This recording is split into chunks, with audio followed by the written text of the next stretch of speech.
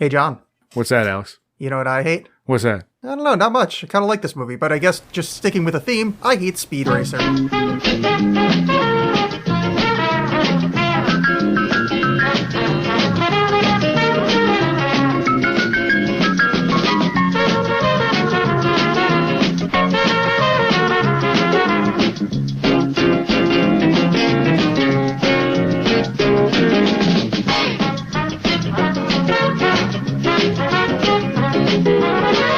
Speed Racer, go Speed Racer, go Speed Racer, go! Oh, I kind of liked it. Yeah, me too. I was going to say, based on your love of The Fifth Element, this should just sort of yeah. nestle in right next to it pretty nicely. A lot of what I liked about this is kind of what I liked about Fifth Element. No, there's a lot of what you said in the Fifth Element episode about insane choices and things like that. I think very much apply to this movie in a good way. Yeah, in a way that I actually agree with this time. Yeah, because this one really did just go balls out on every aspect. So before we watch this, I'd heard from a few different people that the phrase, something along the lines of that every movie would look like this if this movie, from the point of this movie coming out, whatever year this was, 2008, every movie would have looked like this if this movie had done better. That stylistically, much like everything became 3D after Avatar, that sort of thing, that every movie would go in this pattern. I was like, I didn't really understand that comment because I hadn't seen the movie yet, but I totally get it now, of that kind of almost non-linear storytelling, or at least allowing for random asides, very much anime style. Yeah, it was for being inundated with comic book movies now. This is the most comic book movie. Yeah. And in a lot of different ways. You have the super bright colors, which even then, like this is post Batman Begins. I don't even probably even post Dark Knight, but we're largely moving into grimdark territory at this point. I don't think a ton of superhero movies have come out, but everything about this movie is so bright and shiny, which was very refreshing compared to any movie that's out now. A lot of primary colors and stuff like that. Everything is CG'd, which we also get now, but it almost purposefully fake. Like some of that might just be that the technology isn't as good as the technology we have now. So, it's like you look back at the Lord of the Rings and the green screening in that looks pretty bad. It's pretty obvious. Or you look at Indiana Jones and how fakey the background looks. But some of that, I wonder if it was purposeful, because there's this element to it where everything is flat. Like a lot of times, if you're putting someone in front of a fake background, you try to make it look like the scene. So like there's fall off of like a focus or something. You try to make it look real, and this very much not. Very much it's designed to kind of look like a live action cartoon. I think that was purposeful, because there were spots where they did it in scenes because there were scenes that were shot on a set that I think they shot it to make it look like they were on green screen. Yeah. They tried to keep these really sharp edges. You know what it is? They tried to do it manga style. Manga means heavy lines. I don't know. Which leads into anime, which heavy lines around. Don't know any of that. Well, I'm telling you right now. Yeah, I'm sorry. I'm too cool to understand any of this. Well, sorry, but I got to stop new push-ups. King Nerd is going to start talking. You sit over there and have sex with women and enjoy your life. I'm going to explain to you how manga works. Okay, I'll be over here. So the idea is just... Is that the noise you make? That's what John sounds like when he's getting blowed. Yep. Yay! This feels great. Hooray. But yeah, I think they were trying to do that dark line around the outside of everything. So everything is just really smashing your face. It's almost like rotoscoped. Mm-hmm. Yeah, I liked it a lot. And there was spots that had jumped out. Well, everything is so garish. Yeah. Like all the colors are just insane. And not in an irritating way. Like it all works for me. I mean, there's certain elements as we get more into talking about the movie. The pacing of it is pretty nonstop, and it gets pretty tiring. Like the visual style of it was great, and it's funny that you bring up Avatar, because Avatar came out. This came out in 2008. Avatar came out in 2009. If they had waited to make this movie until like 2010, and like it was 3D, it would have been amazing. Oh yeah, it would have been just bonkers, and they could probably post process it to some degree. Like they a lot of movies that aren't shot 3D, they then release a 3D DVD and it doesn't look as good. I'm sorry, 3D Blu-ray, but this is designed to look insane. And so like with all these like huge like deep backgrounds and all this stuff happening, would have just been mind blowing. Which for me, I would have liked it less that way. because this movie was borderline nauseating. Yeah. It was, I made a note in here. Basically, this movie was 4 milliseconds away from being a Michael Bay Transformers movie, where it kept on a shot for that extra little bit that it didn't make me 100% confused. Right. Well, Michael Bay would cut that, that little bit quicker. That's like, I don't know what's happening. I don't know who anybody is. I don't know where I am right now. Well, I feel sick. This one let me at least go, oh, we're in a race, and that's this car. That's this person. They would do some of that in the action scenes where traditionally that is done, but Michael Bay kind of does that everywhere. Yeah. You don't want to look at Mark Wahlberg too long, so it's. I mean, I do. Mark Wahlberg, very handsome man. Oh, there it is. Good, we got another one. I was actually thinking about that while watching this movie. I'm like, damn it, there's no guys I'm attracted to in this. Oh, really? No Matthew Fox? He's not. His teeth annoy me. Huh? He's got this his lower jaw. He's got that center tooth that falls behind the other teeth, and it drives me to distraction.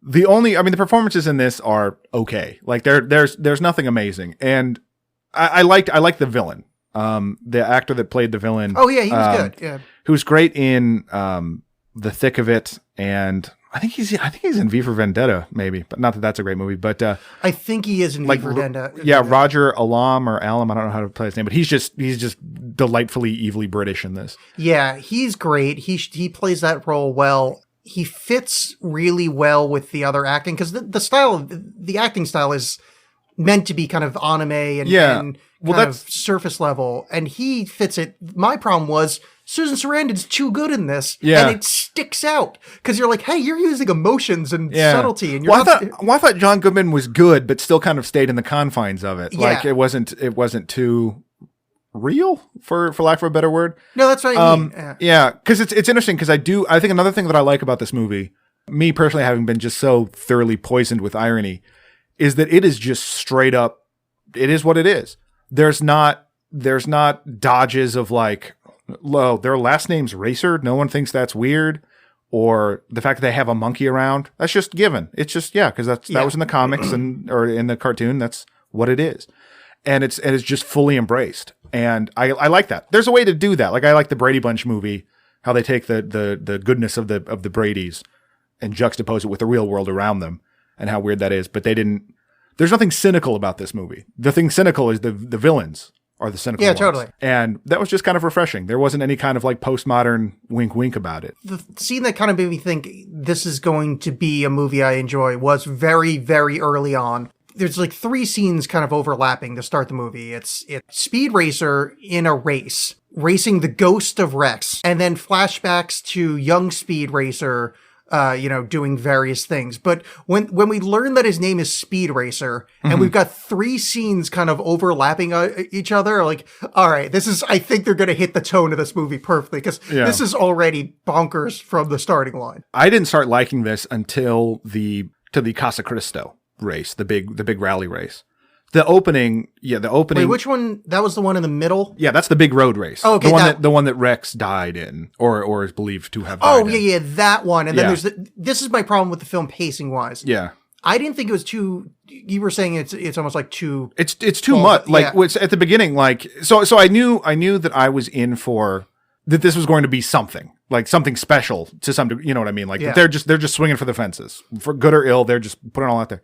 Is that the first 20 minutes of that movie is Speed Racer driving a track and every single character having flashbacks, and you're getting all this backstory, and it's done. It's exhausting because it's just nonstop, because you have this race, and then they do this thing constantly, which I like, but is a little overused by the end, where they have a character wipe across the screen, like they're watching the race, and you see a shot of the race going on, and like John Goodman's face will just kind of like go across the screen, and it'll wipe to him flashing back about whatever's happening in the past. But there's just such an information dump there. Well, there's also this race going on, and you're introduced to all these new characters just all at once. And I know I said it's 20 minutes long of doing this, so it's not like there's just too information in a small amount of time, but it still is just exhausting. It's just, so by the time that's all done, there's still movie. Yes. I was a little sugar rush kind of thing. I was kind of crashing a little bit after that. I like that, actually. The part that got me, the cross-country race, when that was done, I was like, Oh, that's only like the end of the second act. Yeah.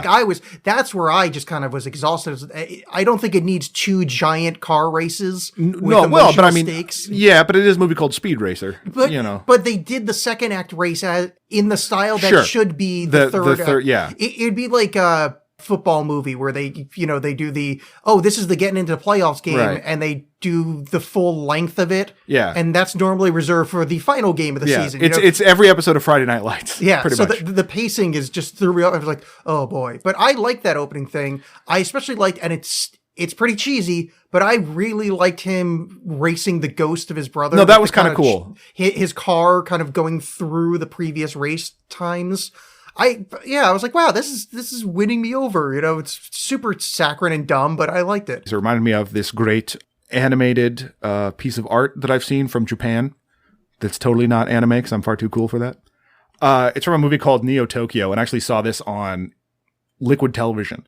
But it's a short called The Running Man. If you can look that up, you can watch it on Vimeo or YouTube or whatever. But it's about like racer that goes too far and like he's basically racing against his own demons in his past or whatever. Oh, okay. But it's just a visual thing. So when I saw that, I kind of thought of that. Yeah, there's an Austrian guy, and he goes on a Right. game show, and then he goes into the underground world and he fights Sub-Zero. And then he becomes Plane Zero. Yeah, you're now Plane Zero. Best line It's ever. so good. So yeah, I saw that anime. Yeah.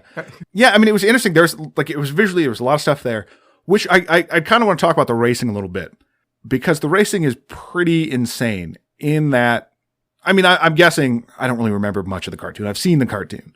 They do this weird thing, and it took me a while. I think part of the reason I didn't get into it until the Casa Cristo race is that it took me a bit to finally just accept this is a kid's movie. Like, this is a children's movie. Yeah. I kept like waiting for it to be more like a sort of modern day, more like Marvel movie, I guess, something like that. And then when I say it's a kid's movie, it isn't that it's dumb, and it is in places, but that it's just presented with that sort of just joy. Like any scene with Spritle, Speed's younger brother Spritle, should not be in the movie. But it is because it's a kid's movie. And the kids can go, oh, I like candy too. Yeah, I had to keep reminding myself of that because I fucking hated that kid and that monkey so much. Yeah. Which is, again, true to what I remember about the cartoon. But I can deal with it better when it's a cartoon. Yeah. I think it's maybe because I was a fat little kid that I just kind of, and I hate myself so much that I see myself any fat little kid performance that it's just irritating. Well, this kid, and I don't want to be too mean to the kid because it's, he's just a kid, and it's the directors and the Hollywood system, whatever. This kid seems like he's already in his mid 40s. If you look at him, he just looks like an old Jewish guy in a Woody Allen movie or something. That's a great way to put it. Yeah. That is exactly, and I didn't put my finger on it, but there's something off about that. And I think weirdly enough, his energy was the least childish of the rest of the film, which was throwing me off because he is like a Uncle Milty kind of thing. Well, yeah, it's almost like a caricature sort of, where it's the director's being like, okay, I've heard of these children before. Yes. Do that. And it is weird because the rest of the movie is so kind of lighthearted and joyous and actually childish in a good way. That stuff juxtaposed, like, it just felt really dull and slow, but it was the thing of, I guess if I had kids, they would probably love it. Yeah. So being a children's movie, they do the thing that a lot of cartoons do, where people are dying constantly, and it is just ignored. They are not dying though. So many. Well, see, that's the thing. You'll see some crashes happen, and like that bubble foam comes out, but then you'll see straight up just explosions. See, I think that's the thing is because they explain the bubble thing. Yeah. You have to assume that no one dies. You're just ever. assumed. Well, there's that cartoon Invader Zim. They in the commentary track they talk about that. Like the creator Yonan Vasquez says stuff like that guy just died. You don't see it on screen, so he's fine. But he totally just died. There's no way you survive that. But yeah, so all these people are just dying, and hooray, racing. And so then when this race is the Casa Cristo is like, this is so intense. It's like everyone has just been murdered constantly. And same thing when the kid has too much candy, and he and Chim Chim are on the joyride. Like they're just plowing into people in that car, and they're murdering people. But it's fine because it's harmless and no one can get hurt in this universe. Cartoony, so it works. We're still at the kind of beginning 3 scenes overlapping with each other. Where we learn Speed Racer is a developmentally disabled child who has a severe learning disability that no one seems to care about. Yeah, that's true. He seems to live in a side universe wherein everything is racing, and he actually has his visual field changes to represent the race universe. When trying to fill out a Scantron sheet, he writes a love letter to his older brother Rex. Yeah. You're right. It's awkward. Treated as fine. Yeah. It's like, I get that it's a cartoon. He loves racing. Again, it's a kid's movie, so that's fine. School's dumb anyway. No, this is like sociopathic ideation. But yeah, this is awful. Because that took me a second to kind of get used to. Like this, no one's worried about this kid. Yeah. But also we could do it in a style of, well, maybe this is where he goes insane and the rest of the movie is just inside the mind of this really damaged young boy rocking back and forth on the floor of an insane asylum somewhere, imagining Speed Racer. Right. Which it goes to this scene, and let's face it, I brought it up and various other things. But when they how do I word this without sounding like the biggest creep in the world?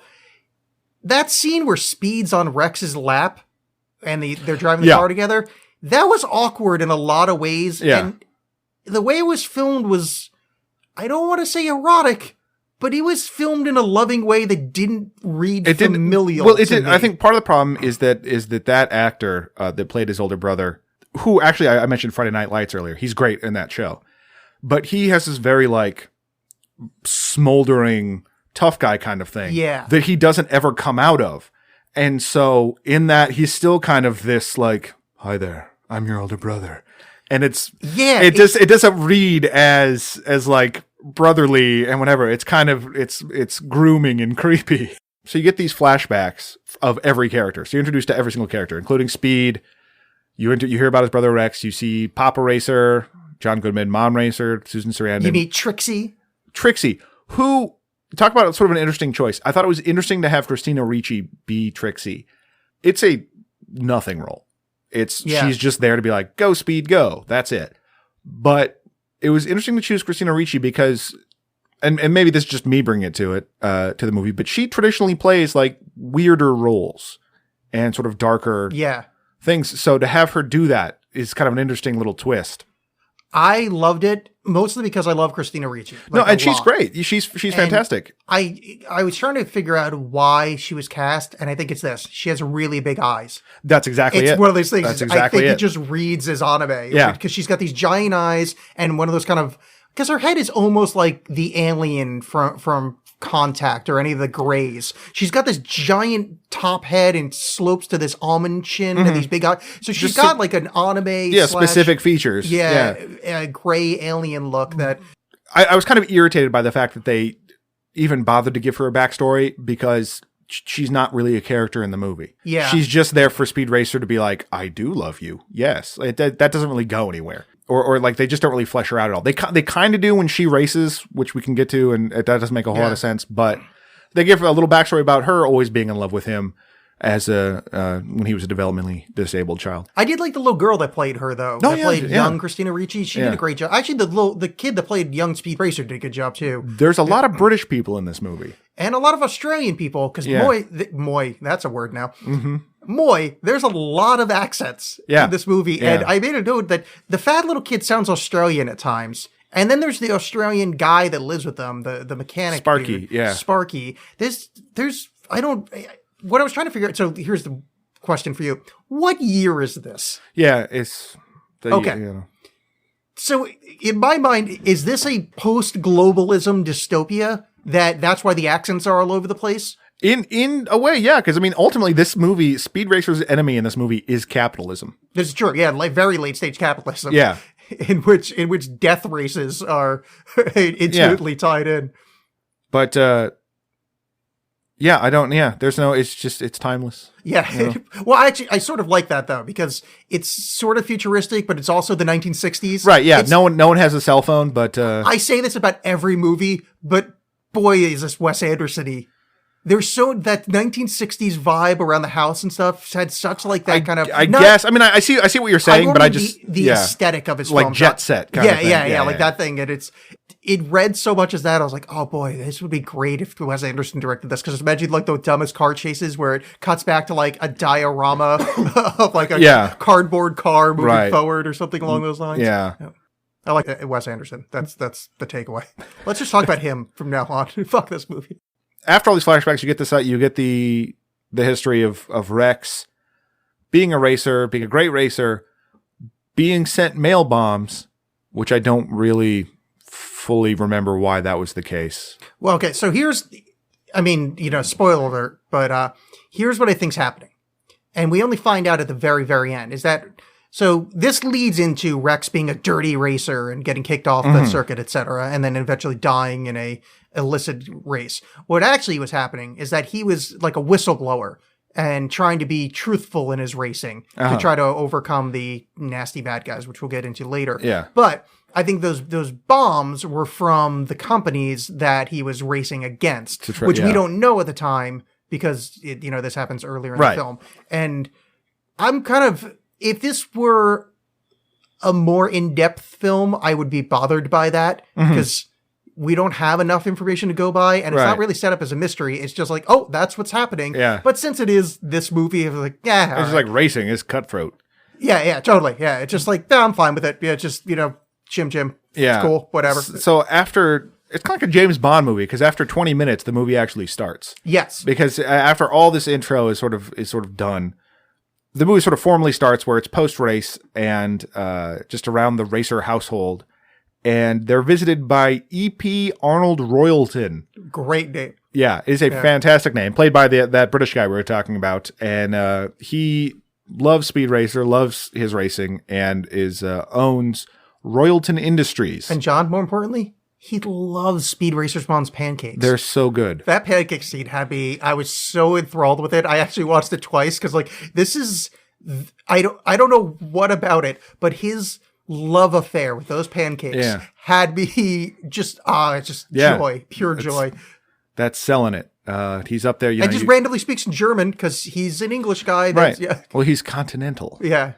But then so his whole thing is he wants to bring Speed Racer on to join his team, and he takes them to his luxurious. I guess it's luxurious. It's a lot of it's goofball, but his factory / compound.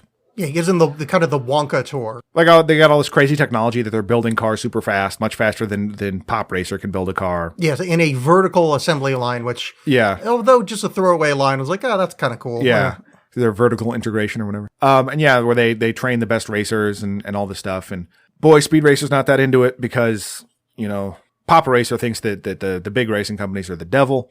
Speed Racer's not so sure, and Royalton's like, no, it's cool. We're all cool. We want you to still feel special. We don't want you to feel like just an employee. Meanwhile, there's this whole thing where their Spritle and Chim Chim are introduced to candy. Like they're on like a private jet flying there, and like the stewardess is like, you can have all the candy you want. And then we have this protracted scene of them doing that, and then later them sneaking to get the candy, which I guess is supposed to set up the fact that they see the E.P. Royalton is making, I forget what they called those things at the bottom, spear hook. Oh, oh, maybe he's not what he seems. Did that happen? What do you mean? They saw him making that? No, they saw it on a car because they go on this, they get hopped up on goofballs. This is a little bit later. I'm jumping ahead a little bit, but they get hopped up on the candy. Yeah. And then they go nuts and are driving the go-kart around and murdering people by running into them. And they crash the car, and then like the cops are looking for them, their security. So they hide in that, like Chim Chim sits on Spritel's shoulders and they put a trench coat on, and they're just looking at a car and they see the thing underneath the car is doing the spear hook. I think I missed that part because I was wondering why we spent so much time with them wandering in the factory. I had a pretty difficult time paying attention when the fat kid and the monkey were around. Yeah, because you knew like nothing was going to come of it. Yeah, and I missed that part. That actually did, so I should hate them less. That actually did something they did paid off a little bit. Yeah. But that's, like I said, I'm jumping ahead a little bit. So they're wined and dined by Royalton, and then Speed Racer, he's thinking about it, and he has an exchange with Trixie in a car. This is like one of Trixie's only scenes where they have this, what do you want to be as a racer? Like, what does this mean to you? And what about our relationship? And is it because of that he decides that that's not what he wants to do, or is it because of his dad? I don't recall. Yeah, I don't think it's as explicit as that. It just basically decides not to join the team. That's what threw me about the Hook thing, because it's not like there was like a big reveal yet that. No, because it comes in. It's Chekhov's gun and gets fired in the third act. Yeah, it would just be weird because you would think the fat little kid would be like, oh yeah, by this way, Speed, they manufacture bad things there too. Because it happens, because I jumped forward because it happened. That is happening concurrently to Speed turning him down. Because so he has this. Oh, I thought that. Oh, okay. See, I thought that scene where they were driving around all hopped up on goofballs was during the first tour. No, it's this. The first tour is them being introduced to the candy. Yeah, and then the second tour, they did do the thing when Speed and Tracy are together. They did do the gimmick where Spritle and Chim Chim have snuck into the trunk, which, as I demanded at the end of last episode, they treated that with respect and dignity that it deserved. So it's true. I was pleased. Yeah, about that. I'm glad it paid off for you. So I think they again snuck aboard to go with Speed to go sort of turn in his resignation and or just turn down the offer. And Speed does, and then mask off of EP Arnold Royalton, who starts laying out this whole huge thing of like, you are going to sign, and I'll tell you why. And then this was kind of interesting how they did this, although ultimately very confusing. So he is explaining how the entire race industry is rigged. The big huge race that Speed always wants to be a part of, the winner is selected way beforehand. And going back to the very first race, so Speed's heroes have always been selected to win. It doesn't matter. And if you turn him down, if you turn down Arnold Royalton, there's a race coming up. He was going to organize some whole thing where you were going to crash, Speed was going to crash, and then it would be revealed that he had some sort of piece of equipment that infringed copyright.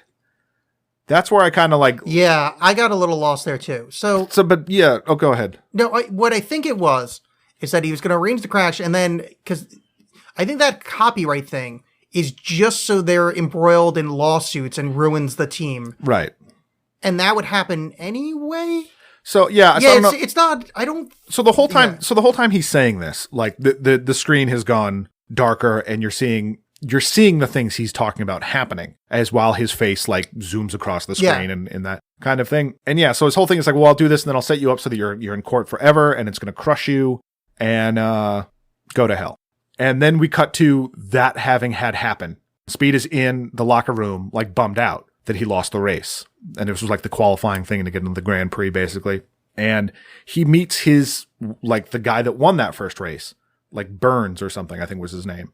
He kind of talks to you. He's like, hey, is this stuff really chosen? And the guy gives the answer, is it fixed? And the guy gives the answer it's kind of yeah, basically, but I'm not going to actually say it. And so Speed is just disillusioned as hell and his chances are ruined. And then is it after that we're introduced to the family, the cartel? Yeah, I think so. I actually didn't make a note of that, but I think that's where the cartel shows up. Now, I liked this because this is also when we're introduced to Racer X.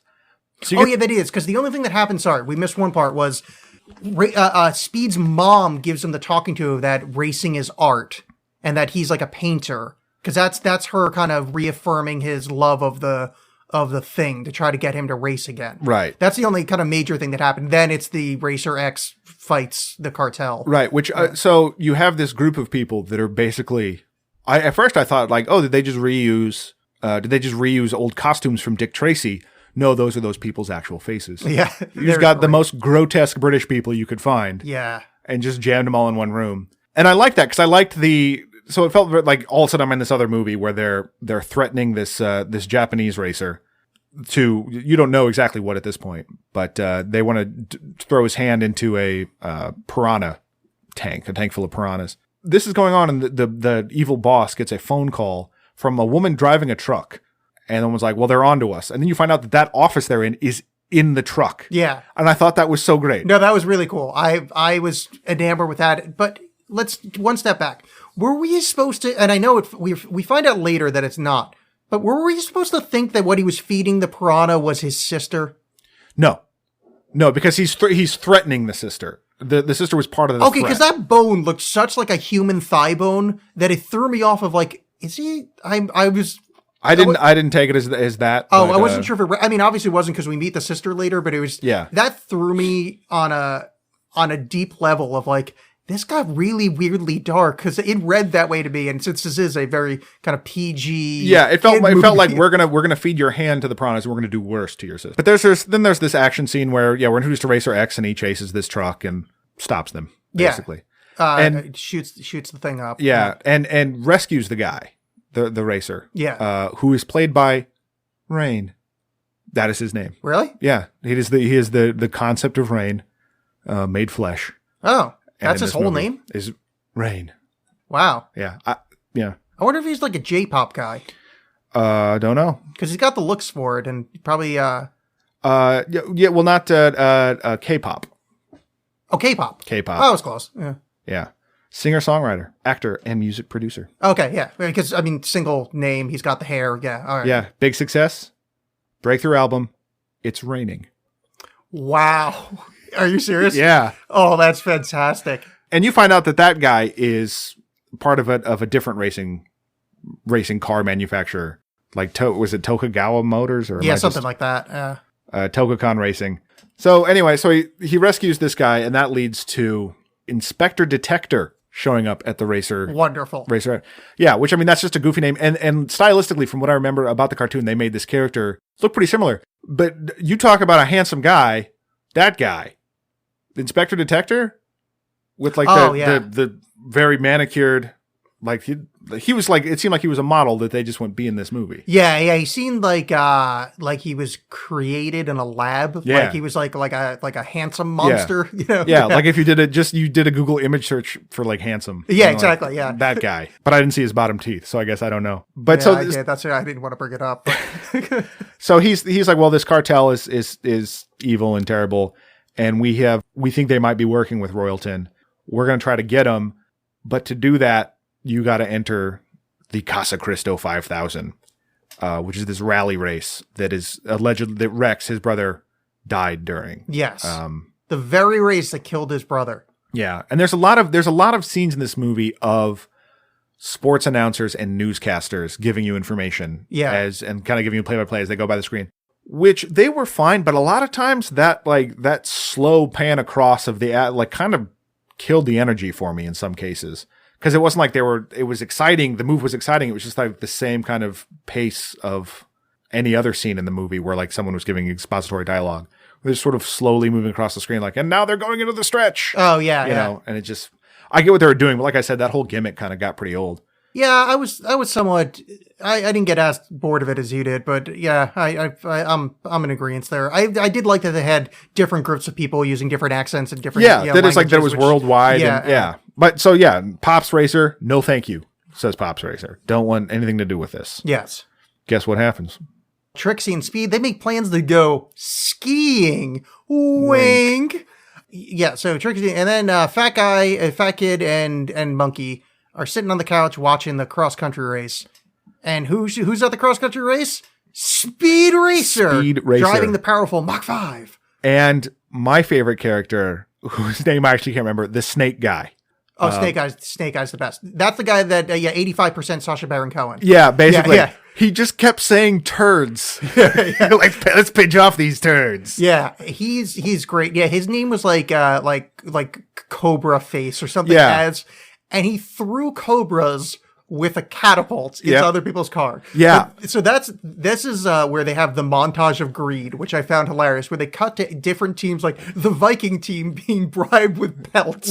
Yeah. So there are all these different, just cartoonish. Well, that's a bad way to say, but like, no, it is. Yeah. That's where this movie is at its best, of that level of dumb. Yeah. It's just giving all these people the family, the cartel, just giving all these people money, and when it gets to the Viking team, just giving them pelts because they're all like in a cave eating meat with like a neon sign in the back that says like Viking or something. Yeah. All right. So we go to the race. Then they go to the baseball Furies. We go to the big cross country race, and the various evil teams are vying against Speed. Yeah. They're going to get $1 million to kill him. And this is where I started having fun with the movie, because like as much as I liked the Dick Tracy office in the back of a truck, it was just kind of like, oh, okay. Nothing was really doing it for me. Like it looked neat and whatever, but I wasn't fully engaged yet. But at this point, I think, like I said, when I kind of went, okay, this is a kid's movie. Yeah. I'm fully on board now, because there is a big lull before this thing happens. And like you said, this sort of ends up having the weight of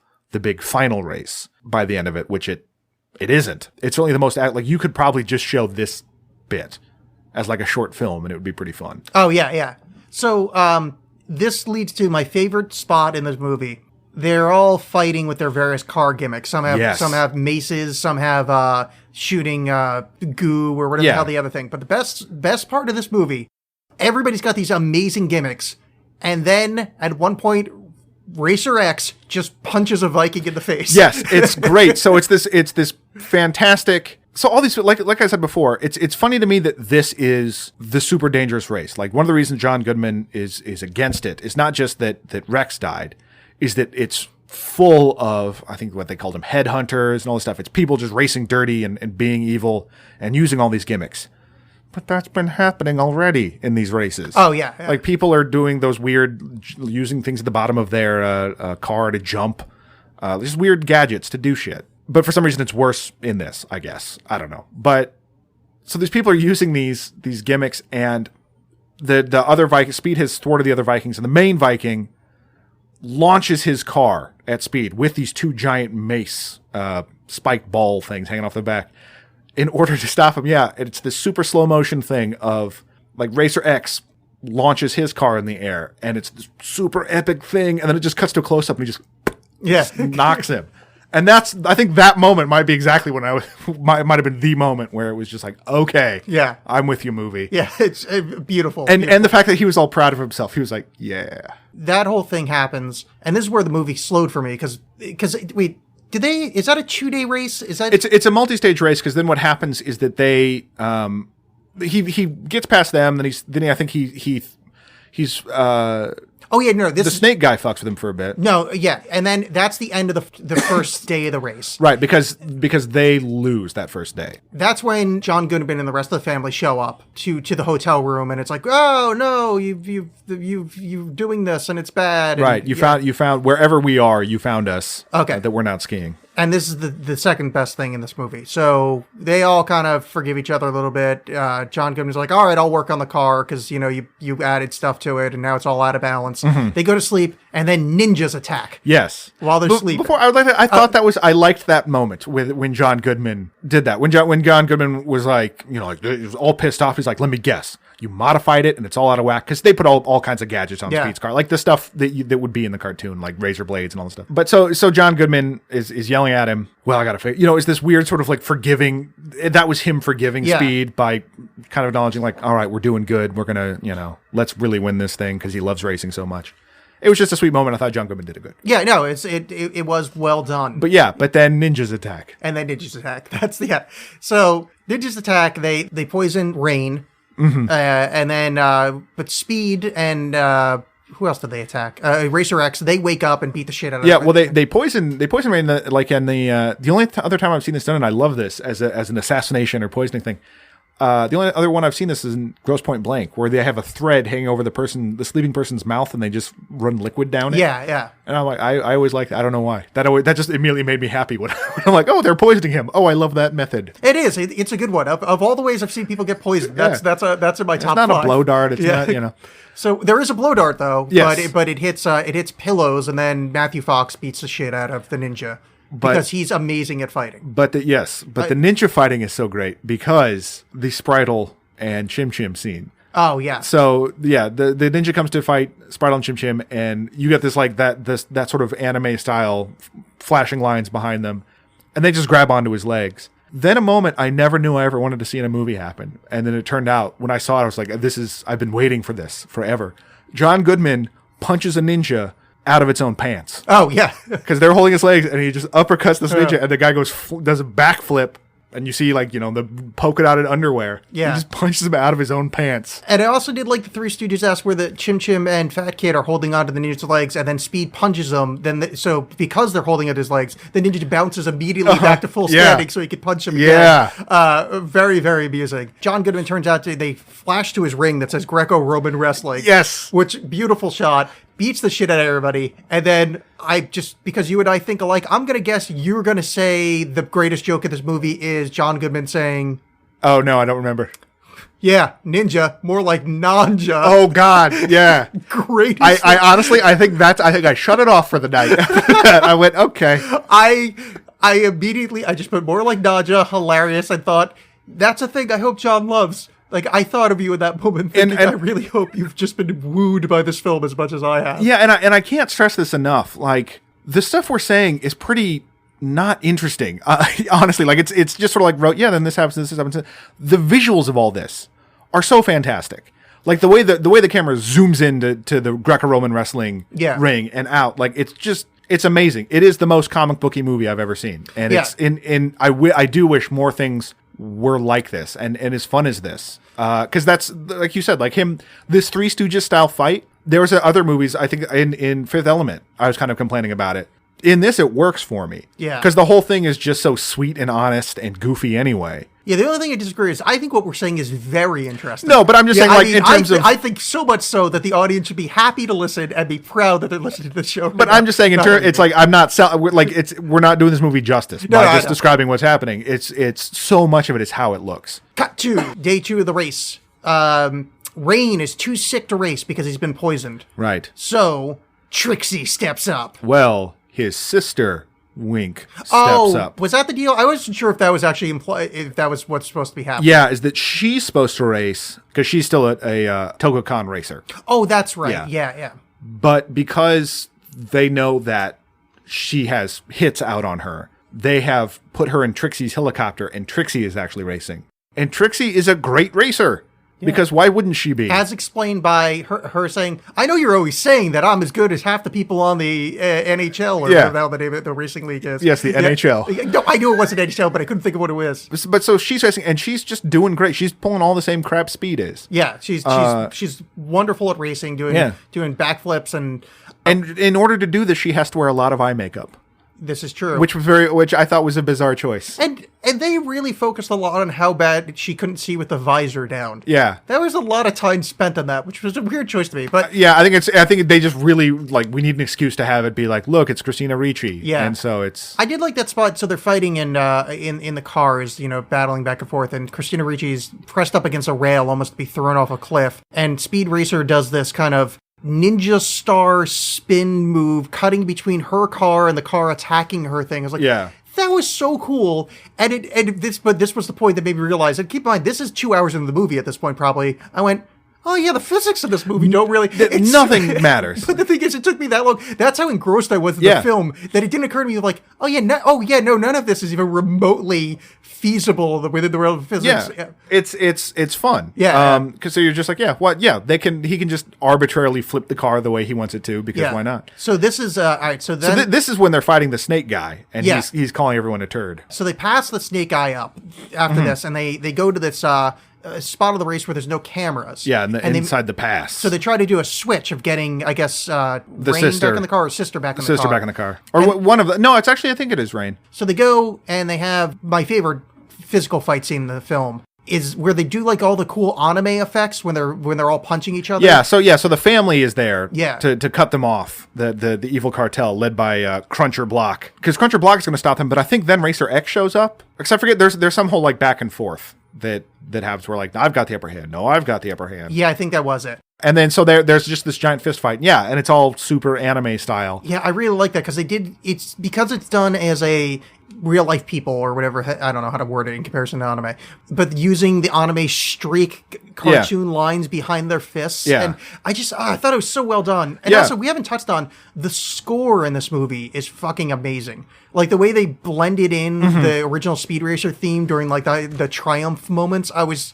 so fucking effective. Yeah, and assuming you've ever heard the original theme. If not, I don't know if it's effective, but I'm old and remember it. The thing I found interesting is, well, to me, like someone on the show before, as someone on the show that has complained about CG a lot, is that I liked a lot of the CG in this movie. Yeah, I mean, and it's really CG heavy, but it wasn't just like the same old. I guess maybe because it wasn't destructive.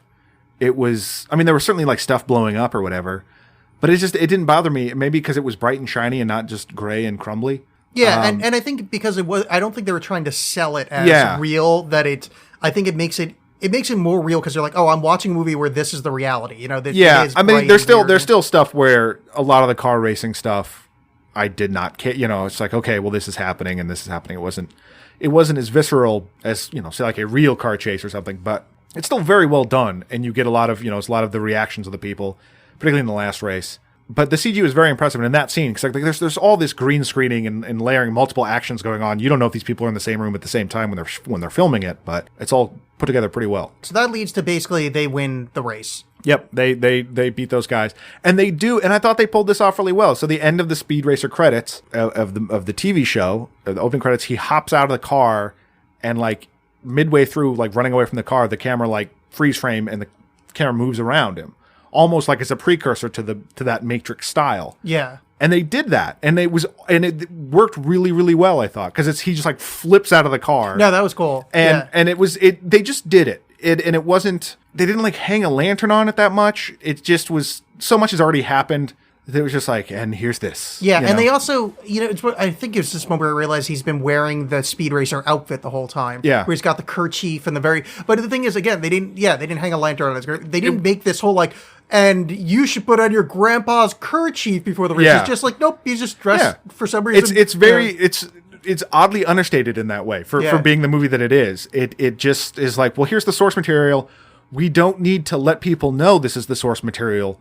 We just need it to be, you know, it's just going to present it. Yeah. So there isn't that like the Mach 5 everybody, you know. All right, they win the race, and then it turns out it was all a big con job. Yeah, which I liked. So that was just a way for Tokukan Motors to sell their stock, basically. Yeah. Which was Royalton's basic plan, was that, you know, if you win the big Grand Prix, that you can sell and buy a bunch of stuff and close out other companies. And I really like that this movie is a children's movie about fighting capitalism. Yeah, it's true. Now, I don't think it doesn't present a thing where like that's achievable or something, but I like that it's not just like a greedy guy, that it's like the system, that like everyone is doing this. Yeah. I mean, even though it is like Royalton is the villain of this movie, it is just like, no, this is the system in place. Let's fight against it. So he gets screwed over and angrily races on his practice track. Yes. And Racer X shows up. They sword fight with their car dicks for a little while, and then pops out and he's like, "Hey, you're really good at racing." And Speed's like, "Look, are you my brother Rex, who's actually dead? Because this whole time there's been a subtle hint that he might be Rex. Right. Rex didn't die." So takes off his mask, Racer X, and Speed's like, "Oh yeah, you're totally not. You're not my Yeah, brother. like I should have known because most of your face has been showing this whole time, and you don't look like my brother's. You're not constantly face. scowling. You are not smoldering with desire." Yeah. And he's like, "Oh shit, you're not Rex. Wow, this is holy crap." And his speech was pretty corny. I thought he delivered it fine, but his whole thing about figuring out why you're racing. And Oh, yeah. like we don't race to change the world. We race so the world doesn't change us. It's like that Gandhi quote that they kind of subverted to be about racing cars. Yeah, which Like, I mean, I really, okay. I think that's actually what the Gandhi quote really was about. Racing, car racing. That's where I put, boy, this movie is long, because at this Yeah. point that should have been the end of the film, Yeah. and then entering into part Well, two. that's why. I mean, I did split this up. I didn't watch it in one sitting. Yeah, because it is like for as much praise I'm heaping on this movie. Yeah, it's okay. Yeah. You know, like it's the things that are wrong with it are pretty wrong with it. And it's worth like sort of piecemealing together. I don't think you have to sit through in a single. If you're going to watch this, don't watch it in a single go. All right, so turns out Tokugawa or whatever, his sister, actually a nice lady. Yeah. She's like, "Here, we got an invite to the Grand Prix, and you're allowed to take that invite because you were on Tokugawa's team when we won that race. So therefore, you can race in this Speed Racer." And he's like, "Wow, that's rad. But we now have to build a car in 36 hours. Okay, let me stop here. Why? He was just in a perfectly functional Mach 5 car dick fighting with Racer X the previous scene. Yeah, I don't know why. Why did they have to build a new car in 36 hours? Yeah, I don't know. They didn't really establish that like something because it didn't get destroyed or anything. No, it's fine. There was some paint work needed to be done. Was it somehow again like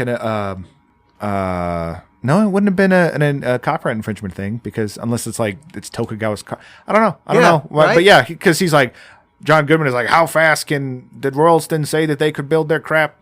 Well, we'll build it faster than that. Yeah, and although I actually like the montage of them building the car, Oh, yeah. the whole family's involved, and Christina Ricci's like spot welding and Susan Sarandon. And every time they cut to Susan Sarandon, I go, holy shit, Susan Sarandon's in this movie. I mean, every time her face showed up, I went, oh my God, Susan Sarandon's in this movie. Yeah, it is. Boy, she shouldn't be in this movie. What has happened? Yeah, but it is. I don't know. There is something kind of infectious about this movie. The main actor, the guy that playing Speed Racer, Emil Hirsch. Yeah, he certainly takes up space. Yeah, he's fine. He says lines. He goes through the scene. There's a lot of just that person's fine. But I'm on board. I'm still the movie is infectious enough that I'm still largely carried along by it. So yeah, I'm pulling from we got to build this car that there's no reason for us to build. Let's do it, team. Yeah, I think that's the good thing about this is because it's so bright and shiny and garish that you don't. Not to look too closely at it. Yeah. Those are all warning signs. The brighter the berry, the more likely it's poisonous. These are signs nature is giving to not pay too much attention to something. And this nature, being the Wachowski siblings, is giving a warning sign of just going, no, don't look at the plot. Just it's shiny. And look, we get the Speed Racer themes happening here. This is great. Yeah. They do, in fact, join the race, much to the chagrin of E.P. Royalton. Oh, he's pissed. He is furious because Tokugawa is sat out. They're like, nope. And then last minute entry. It's because they already got theirs. Yeah. And Royalton is furious, and Inspector Detector shows up and is like, nope, we've analyzed it. It's real. And under some space law or whatever, he's like, you're violating the statute of not letting dudes race. So you have to let him race. I also like, and it goes with how much of the kind of meta of this film of how much they know they're kind of being unoriginal, but in a fun way.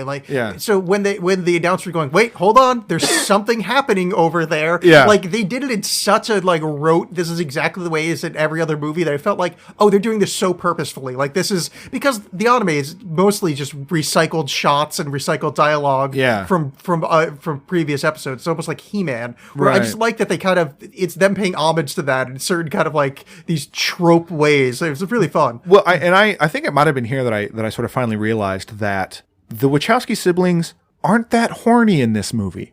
You think of so many of the other movies. I haven't seen Jupiter Ascending, but Bound, an incredibly horny movie. The Matrix trilogy got pretty horny there, And there was for everyone wearing leather. I mean, his assistant was a little bit hey, look at this hot lady that's my assistant, E.P. Royalton. But generally subdued. And I thought that so I started thinking largely about just this being an interesting choice for them to do as a movie, coming off the Matrix movies, which, I mean, we're some time ago by the time this came out, but still, that was their thing. And now to do we're sort of known for this dark green movie about fighting the system. Let's do a movie about fighting the system that's all bright and shiny, and then just for kids, and largely eschew our dark metal techno aesthetic for a aqua pop aesthetic kind of thing. Yeah, it is pretty interesting. And you're right. Yeah, there is very little horny in this. And the only which is good because it's a kids movie, but but even kids movies usually they make a joke. The most joke was them getting cooties when they're kissing in the car, where it's it's very. I mean, again, it's very 1960s anime or 70s or where the fuck the original came out. So this is the final, the big race, the Grand Prix, and they got a new car built. It's on the same. It's a different track than the one Speed always races on, but it's the exact same track. Except this one has a spike section, which made me laugh out loud. Yeah, we're in the middle of a race, there's just a section with giant spikes in the middle of the course. For some reason, the reality of that just hit me in the face, and I just started giggling. Well, for me, that was the section where the track drops at a 90-degree angle. Oh, yeah. And they're just then you race down the wall. I don't understand what's so strange about this. And Speed's in trouble because he's not facing forward. He's falling, not driving. Yeah. It was at this point where I realized I would like to play F-Zero again for Super Nintendo. Because it's oh, wow, this is like that one course. They fight, and he's good. And at one point, his car gets in trouble after having a jousting match with 90% Sacha Baron Cohen. No, the Sacha Baron Cohen's out of the movie. This is Cannonball. This is one of his idols of racing. Oh, yeah. That's the guy that looks like Rex Bannon. Yeah, the guy looks like Rex Bannon from Johnny Quest. Yeah. Yeah, he's this French guy, and he's basically the chosen one for this race, the one that's going to win.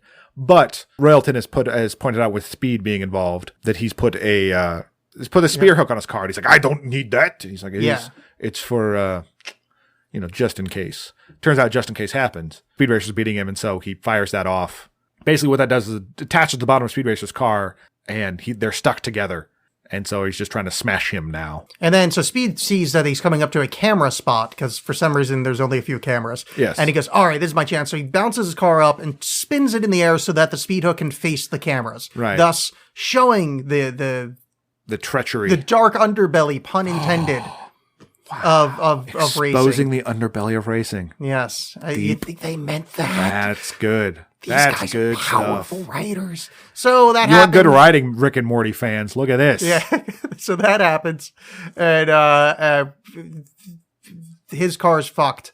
Yeah, because it's torn some piece of tech. Some boo-boo-boo-boo-boo, Yeah, lots of hyphens. Sparky. And good on John Goodman for pronouncing all that in a row. Yeah, well, and the Sparky, John Goodman's assistant, who's supposed to be this kind of comic relief or something. I just didn't like that guy. Yeah. And there's nothing against him. He was fine. I just Well, you're on record of hating Australians. Well, that's so. true. Also, have some sleeves. Huh. That's true. I hate Yeah. sleeveless people. So he's stuck there. And going, I don't know how to restart the engine. And then we cut to Racer X going, listen to the car. Yeah. And then Speed's like, wait a second, everybody shut the fuck up. I'm going to listen to the car. And he figured out that he can jumpstart it by being in fifth gear and some kind of thing happens and a thing. Oh, is that what it was? Because it seems like he just sits there and goes, what do you need, baby? No, that's what he does. But John Goodman explains in expository dialogue that... I guess I missed it because I was too busy just laughing at him like... Yeah, no, so there's three things girl. happening. Is Racer X says, oh, you have to listen to the car because then you'll finally race the race. The race won't race you, or whatever Right, kind of yeah. cheesy Yoda-esque thing. Then John Goodman is doing the expository dialogue going, well, I guess it could work if he tries to jumpstart the car in fifth gear and does a blah, blah, bloop, bloop, bloop. Yeah. And then Speed Racer kind of lovingly strokes the car and goes, what do you need, baby? What do you need? And then he goes, oh, wait a second. Fifth gear, explosions. Yeah. Hey, shit, my car's running again. And then Racer X goes, he's finally done it. He's entered the Matrix. He's Right. going to fly away at the end. Like, he has that moment of in total control. He's finally a racer. No one can stop him. He is, in fact, a demon on wheels. He's a demon, and he's going to be chasing after someone. And that someone is the fucking Grand Prix final. It's the That ghost bottle of his milk. dead brother. Oh. Yeah. Well, what I also liked about that, again, I cut it slack because it's a kid's movie, but it was sort of like what we're talking about in Order of the Black Eagle, where it's Hitler, and then there you see the frozen body of Hitler, and they're superimposing footage of Hitler over it. Ah, yeah. Where it's like we know these scenes have happened, and they're just their movie is telling you what's happening. Like, this is the big moment, so let's run these clips Yeah. of everyone like saying things while Speed realizes this, and that's pretty corny. I'm like, yeah, it's a kid's movie. I It's liked all it right. though. I mean, Yeah. and so he's getting psyched up, and then he's become the Quitsack Hatterack. He's done. Yeah. He's got the thing that makes the ending possible. Yeah, and then he's he's- going to be great at racing Hope. now. Yeah. So he's done it, and he starts kicking ass and just beating the shit out of everybody else in the race. And also, boy, those other people have to suck at racing, because the guy that Speed, spoiler alert, he wins, but he stopped for a while. He stopped for a while. No, they're very far ahead. This is, you haven't seen such bad racing as when Saboba lost a two lap lead to Anakin Yeah. in episode 1. Lost a lot of money on Yeah, that. the Phantom Menace. But yeah, no, they were pretty far back. That's how good the two of them were, though. Is they were so far ahead. Yeah. Him and Cannonball. And then yeah, Cannonball is still racing, and Speed catches up to him, and they bash cars a lot until Cannonball gets covered in because apparently if you crash a car enough, we kind of talked about this earlier. Like some foam will come out and protect you and put you into a soap bubble, and you're Yeah, safe. it's Demolition And, Man-esque. Yeah. Yeah. That happens. But after Speed, we kind of gloss over this. After Speed becomes one with the car, shit gets weird. This is wonderful. The visuals of this movie are already insane, and they get worse. Yeah. Like he drives across the screen, and the screen becomes like a lava lamp, like it was Yeah. water and liquid. And it's just swirling around, and he's like driving into the ending of 2001. Yeah, just And it's- hyper speed, like Star Wars style, where all the stars are spinning in Yeah, your face. they somehow Yeah. took it to the next level. Yeah, and then they get the kind of the end where I guess he's crossing the red line, and the red lines just kind of swoop past you. It's like you're inside of like a barber pole. Yeah. of him just insane acid trip, amazing ending. And that's the big win. That was fucking great. That was really cool. Yeah. I kind of, because I talked about getting kind of bored with the visual style to a degree because you're just so pummeled with it. And this movie, it's so fucking long. Like I got so sort of worn out by it, because it is very much just this constant sugar rush Yeah. of visuals and all this stuff. That I think, like, if you're 12, you might be like totally all about it or something, but I'm tired. But when that happened, like, it did knock it up. It was like in the going back to the Matrix. It was like the first time I saw the Matrix, and I was enjoying it. I was having fun, but as soon as like Neo became the one, and like you're seeing all the code, like you see the helicopter hit the side of the building, and like it ripples. Like they managed to knock, all the visual stuff that was all crazy before. They managed, like, okay, well, here's even more. Let's knock it up. And I like that they continued that thing in this one, and it was very effective. Yeah, that was a really great, like, because it wasn't just that he found the heart. It wasn't just that he found the heart to win the race. Like, he became something else at that moment. Yeah, there was trippy as shit. That was good times. Yeah. And so he does win, and then that's basically it. He kisses the girl as he promised he would. And they drink milk. Yeah, which is very wholesome and sweet. And what I like about it, unless I missed some post-credit sequence, is then it was like, okay, that's Speed Racer, everybody, thank you. It wasn't like setting it up for like, but Snake Man's coming back. Well, you missed one spot, but there is no post-credit sequence. I sat through to make sure. But you missed the reveal that, wait a second, Racer X actually is Rex after all, because they show how he got facial reconstructive surgery after faking his death. They do a whole flashback, which, okay... Like, thanks, but like that didn't need to be that long. Yeah. You could have just had him say, like, was it a mistake? And I don't know. That could have been so much shorter than it was. Yeah. Because what we've just seen, and with him just entering the fifth dimension of racing, and now it's like, okay, now some backstory. The movie's over. Everybody, that could have been set up. It could have been put somewhere. Maybe put that while Speed is racing. Yeah. The final race. Have that reveal happen. It was oddly placed. It was a neat little character moment, but it was badly placed. Then you see credits. Before the credits, you see all these like newspaper headlines about, and they talk about how like everything's going to change. That this is going to change everything because he didn't pick the winner. The picked winner didn't win, and this is going to change how the industry is run, which is kind of bullshit because you never get the sense of that. And Tokugawa screwed him over before. What's to stop him from doing it again? And when one of the racer that he talked to earlier, Burns, that was basically just like, yeah, I got picked to win. After he blew that one race, he's announcing the Grand Prix and he's scolding the cheating team. And that made me so mad. Yeah, I'm like, you are in on this. Like, you don't be like, oh, cheaters. I'm like, this is a shame. Well, I think what they were going for, and they did not do it well, was it was supposed to be that he was actually a good guy and really hated that he had to be part of the fix, and that his redemptive moment is being redemption through Speed Racer. That's why he started cheering for him, and he's like, finally, I feel like I can, Right, but I think that also, to me, it sort of righted the subtext of, I don't want to get like all socialist about it, but this thing of like the horrors of like, well, when I didn't know this stuff was happening, or it wasn't that big of a deal to me that this stuff was happening, I was okay with it, but now that you've put it in front of me, I'm angry about it. Yeah. And so like it was just that, which I kind of liked his little subtext, because he's like, I didn't think it was redeeming for him at all. I thought it was just the machine at work where he's like, well, this is terrible now that everyone else notices it. But before, I was okay with it. Yeah, I mean, I didn't say I was buying the subtext. I just thought I thought that's what that was supposed to be. I mean, it could totally be read by that, like that. I'm just spending too much time on Twitter. It's basically what that is. Yeah, and he also knelt during the anthem. Oh, that's true. Okay, well, I wrote him off immediately. That's why I protested this movie. As a troop, I can't watch this. So the big reveal, Rex is Racer X, and then they cut to the credits. Then it's like, yeah, we won, and the little kid kisses the trophy. And then there's trying to be credits with like the monkey involved, and I was like, I'm not watching this. So I'm glad you sat through for the post credit. I didn't sit through. I clicked forward every now and again. So if there could have been a 30-second scene that I didn't notice. That was Speed Racer. Speed Racer. Yeah. So ultimately, there's so much about this movie that's really cool, but it's a tough sell for me to like actually recommend it. I feel like you have to be in the kind of the right mood for this, and it is paced really, really poorly. I feel like you could probably, if you have any idea of Speed Racer at all, you could probably skip the first 15 minutes. Like, if you're like, no, I know the backstory and his brother and Racer X, it's not that complicated. If you just start with E.P. Royalton showing up, it's still going to be a long movie, but it's going to be a bit more bearable. Yeah, I would say watch it, but break it up into two, because it didn't even occur to me to do that. And, don't look too deeply. And frankly, it's on HBO Go, so it's free, essentially, if you have that already. Yeah.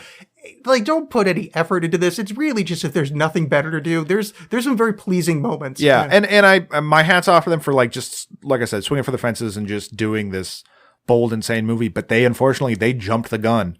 I think if this movie had come out later, it would have been. And I don't know what it was up against in terms of the box office or anything like that. But I think if this had come out like post 3D, it would have done a lot better because it's just like the visuals were so crazy. And I think that flatness of everything, like I was saying, would have lent to that a lot more because you don't have to worry about the sort of depth of field and all that. Like you could just have all these different planes happening and it would have been just bonkers as hell. And so, thanks to Speed and Trixie and Spritle and Racer X, everything has turned out well.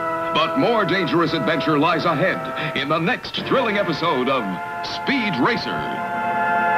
For next episode, we are going to watch a current movie in theaters now, Darren Aronofsky's Mother. Mother! Yes. It's got an exclamation. Oh, it does. Yeah. A lot of talk about it. I don't know anything about it other than it seems to be a rather divisive film. Yeah. I just hope they use Pink Floyd's Mother in the soundtrack somewhere. I hope we differ on it.